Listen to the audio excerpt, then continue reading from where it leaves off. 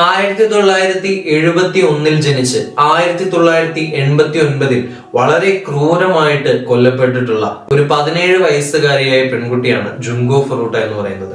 ഇന്നും ലോകത്തില് ഏറ്റവും ക്രൂരതകൾ അനുഭവിച്ച് മരണപ്പെട്ടിട്ടുള്ള പെൺകുട്ടി എന്ന റെക്കോർഡുള്ളത് ജുങ്കോ ഫറൂട്ട എന്ന് പറയുന്ന ഈ ഒരു പെൺകുട്ടിയുടെ പേരിലാണ്.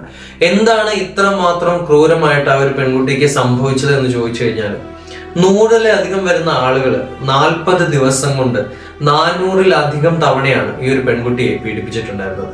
കൂടാതെ തീയിലിട്ട് ചുട്ടരിക്കപ്പെടുകയും അവസാനം കോൺക്രീറ്റ് ജാറിനുള്ളിൽ മറവ് ചെയ്യപ്പെടുകയും ചെയ്ത ഒരു പെൺകുട്ടിയാണ് ജുങ്കോ ഫറൂട്ട എന്ന് പറയുന്നത്.